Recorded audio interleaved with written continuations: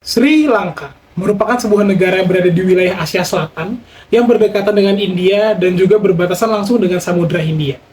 Dengan letak geografis yang demikian, membuat negara ini beriklim tropis yang dimana sedikit berpengaruh pada pekerjaan masyarakatnya yang umumnya bertani dan menjadi nelayan. Sri Lanka sendiri merdeka dari Inggris pada tahun 1948, namun tidak seperti negara persemakmuran Inggris lainnya yang cenderung maju dan stabil dalam bidang ekonomi. Negara ini justru memiliki kondisi ekonomi yang buruk dan cenderung tidak stabil, yang membuat negara ini masih termasuk dalam negara berkembang, seperti umumnya negara-negara di Asia Selatan lainnya.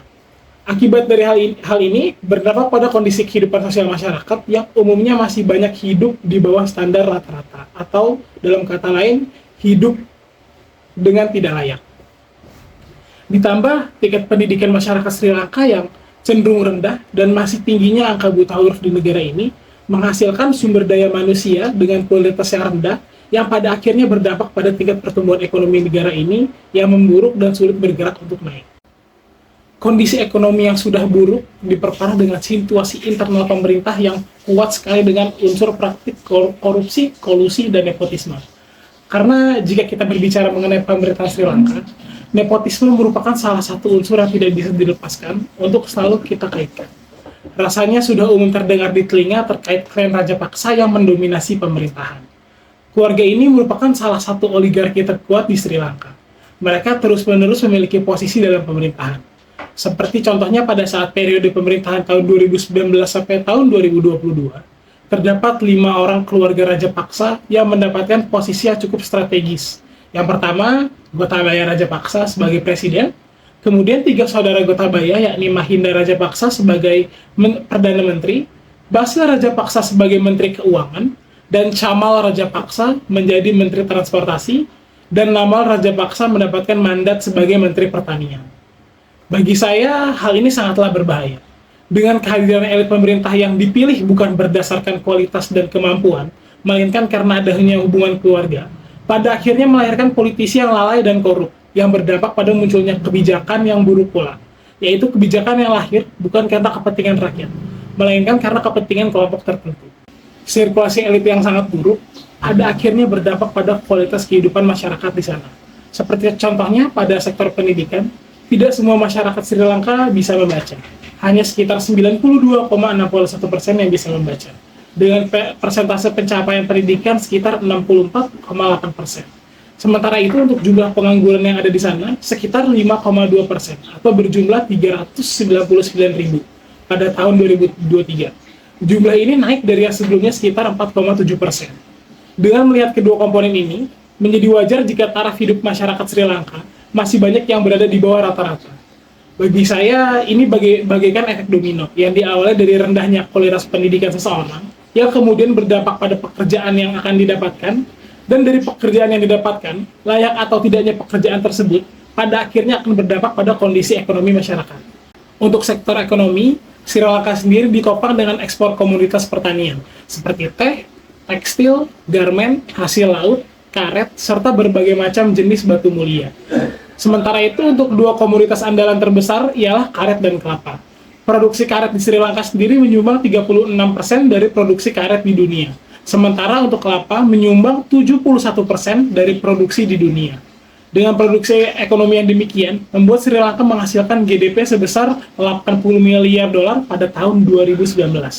Sementara itu, terkait dengan hutang, berdasarkan sumber yang kami temukan, Sri Lanka gagal membayar hutang luar negeri yang berjumlah 51 miliar dolar atau setara 732 triliun.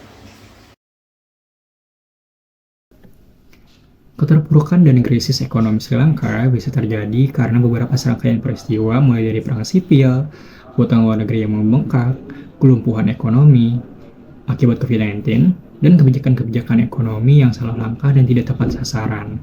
Rangkaian peristiwa ini berkontribusi besar terhadap semakin buruknya keuangan dan kesehatan ekonomi negara Sri Lanka, yang akhirnya runtuh dan membuatnya menjadi negara yang tidak bisa membayar hutang-hutang luar negerinya. Peristiwa yang pertama bermula dari berhentinya perang sipil di Sri Lanka. Sejak Sri Lanka merdeka, negara ini telah mengalami banyak konflik sipil antara suku Tamil dan suku Sinhala. Namun, pada akhirnya di tahun 2009, perang sipil tersebut berakhir dan Sri Lanka bisa menghirup udara perdamaian yang sebenarnya sangat baik untuk perekonomian.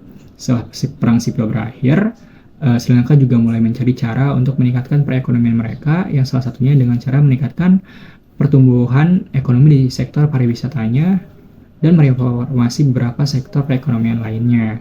Akhirnya, Sri Lanka juga mulai menambah utang luar negeri mereka untuk membiayai proyek dan ide-ide tersebut. Nah, penambahan utang luar negeri inilah yang nantinya sebenarnya menjadi gerbang krisis ekonomi Sri Lanka. Hal yang kedua adalah hutang luar negeri dan mismanajemen ekonomi yang dilakukan oleh pemerintah Sri Lanka. Nah, berbicara mengenai hutang luar negeri Sri Lanka memiliki komposisi hutang luar negeri yang cukup tinggi. Di tahun 2020 misalnya, Sri Lanka memiliki nilai hutang sekitar 56 miliar dolar Amerika Serikat yang setara dengan 66% nilai PDB-nya itu sendiri. Hutang-hutang luar negeri Sri Lanka ini berasal dari negara Cina, India, hingga Jepang. Menurut laporan IMF, Cina sendiri memegang sekitar 15% dari total hutang luar negeri Sri Lanka. Besarnya hutang luar negeri Sri Lanka pada Cina sebenarnya disebabkan karena nilai bunganya yang rendah. Oleh karena itu, Gotabaya Rajapaksa misalnya banyak melakukan pinjaman luar negeri ke Cina. Dana yang didapatkan dari Cina ini biasanya digunakan untuk membangun infrastruktur seperti jalan tol, pelabuhan, dan banyak lagi.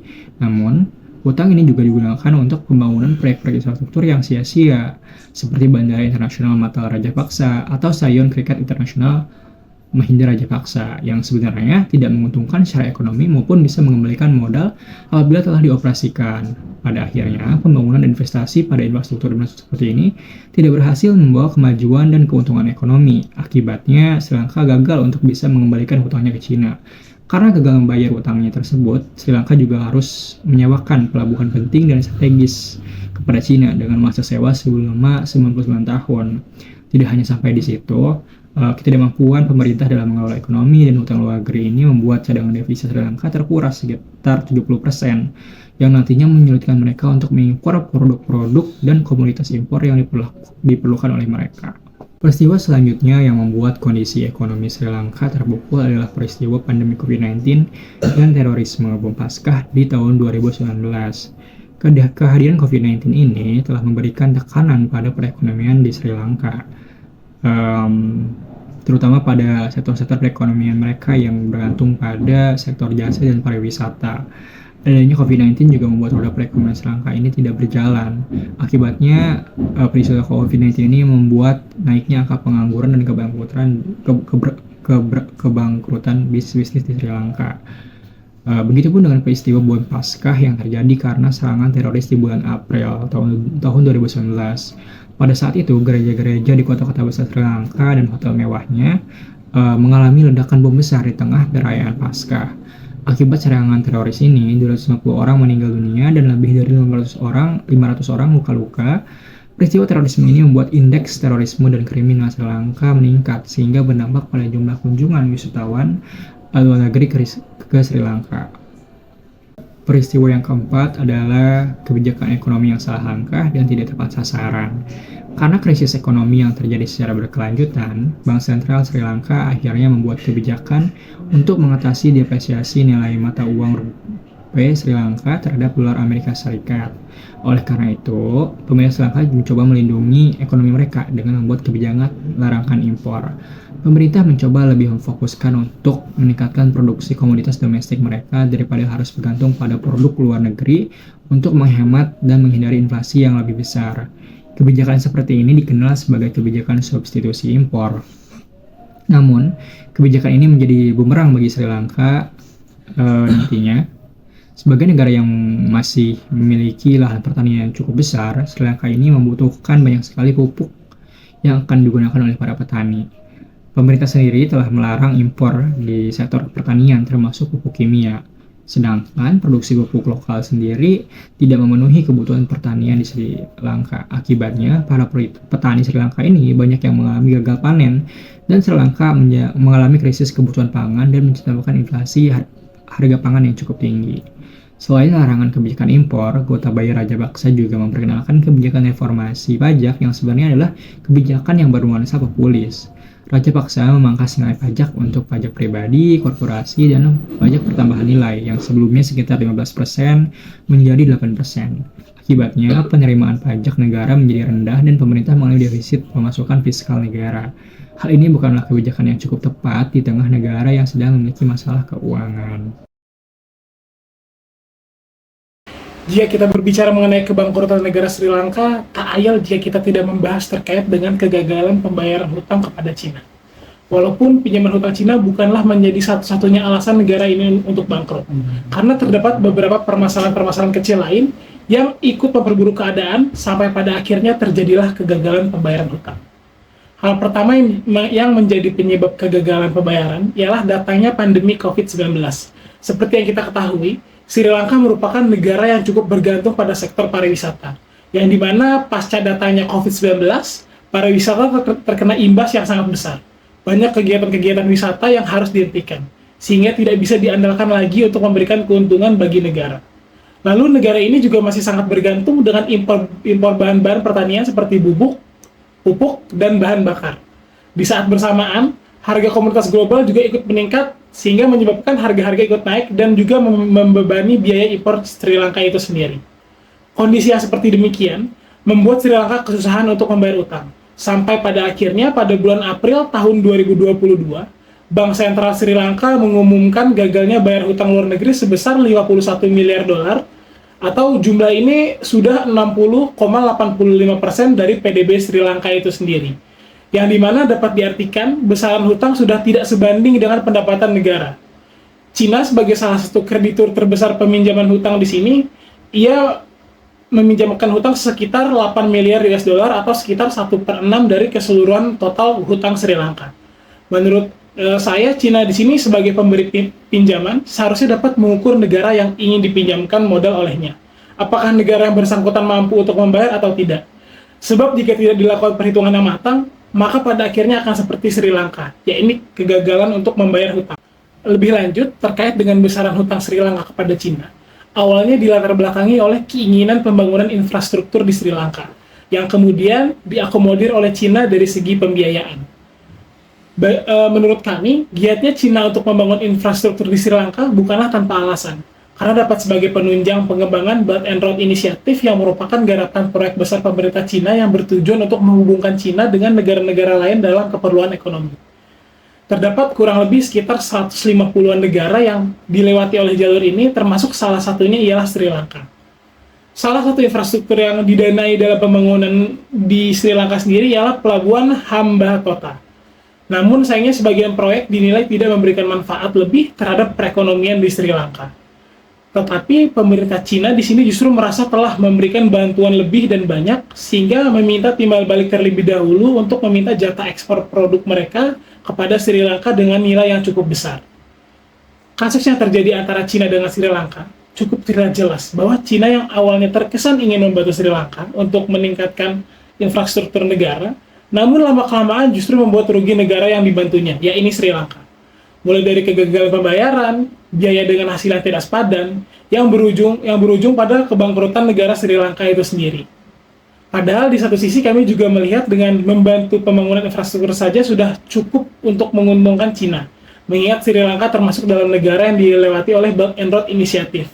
Dengan bagusnya infrastruktur yang ada di sana, sama saja sudah telah menunjang proyek Belt and Road Initiative itu sendiri. Situasi ini semakin diperparah ketika peminjaman yang diberikan oleh Cina diduga diselewengkan oleh pemerintahan Sri Lanka itu sendiri di era pada masa pemerintahan Mahinda Rajapaksa. Tuduhan adanya tindakan korupsi ini mencuat ketika Sirisena sebagai presiden terpilih pasca kepemimpinan Mahinda Rajapaksa menghentikan sebagian besar proyek infrastruktur yang ditopang oleh Cina yang dimulai pada awal era kepemimpinan Mahinda Rajapaksa atas dugaan korupsi, pematokan harga berlebih, dan juga banyaknya pelanggaran prosedur pemerintahan. Namun setahun pasca pelarangan pemerintahan, Sirisena akhirnya memperbolehkan lagi proyek-proyek Cina dengan terdapat beberapa perubahan yang dikehendakinya agar proyek berjalan dengan lebih baik. Krisis ekonomi Sri Lanka membawa cukup banyak perubahan dan masalah terhadap warga negaranya.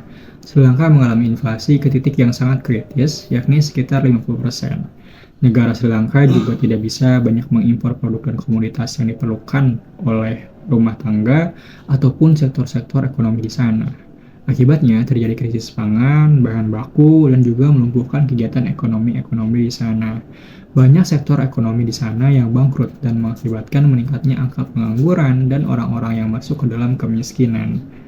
Warga negara Sri Lanka juga harus mengalami kehidupan sehari-hari yang terganggu, mulai dari tidak adanya pasokan listrik, kurangnya bahan bakar, hingga tidak tersedianya bahan pangan di pasar. Hal ini terjadi karena pemerintah Sri Lanka pertama mengharuskan warga negaranya untuk mengikuti kebijakan penghematan listrik.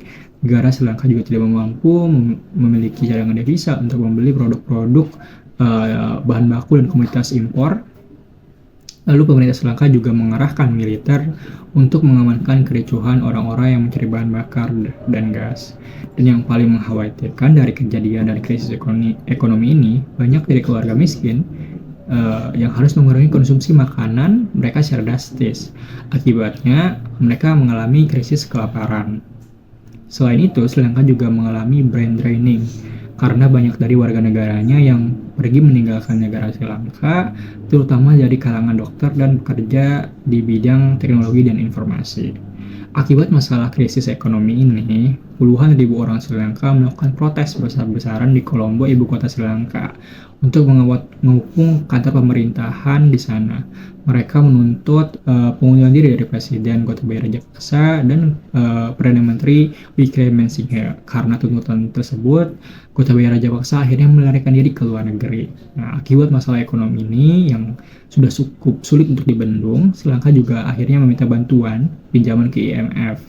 IMF sendiri tidak serta-merta memberikan pinjaman secara cuma-cuma, tetapi ia juga mengeluarkan syarat pinjaman, yakni tuntutan untuk Sri Lanka agar memperbarui undang-undang anti korupsinya untuk meningkatkan transparansi pemerintahan dan menjamin akuntabilitasnya.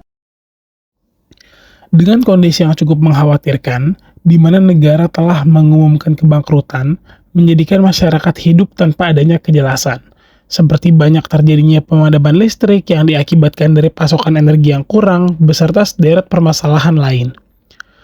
Kondisi semakin diperburuk ketika presiden pada saat itu, yaitu Gotabaya Rajapaksa, melarikan diri dan menghindar dari masalah yang terjadi. Hal ini cukup disayangkan, mengingat seorang pemimpin yang harusnya dapat memberikan solusi penyelesaian masalah, justru memilih untuk menghindar dari masalah. Sampai pada akhirnya Presiden terpilih Sri Lanka pada tahun 2023, yaitu Ranil Wickremesinghe, bergerak untuk membenahi masalah di Sri Lanka.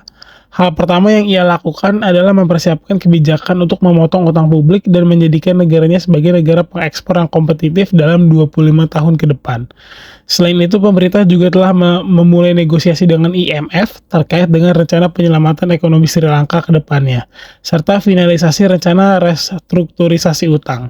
Dengan adanya hal ini, pemerintah Sri Lanka berharap dapat meredam krisis yang terjadi, bahkan diharapkan dapat membuat Sri Lanka kembali berada di kondisi normal seperti tidak adanya krisis ekonomi.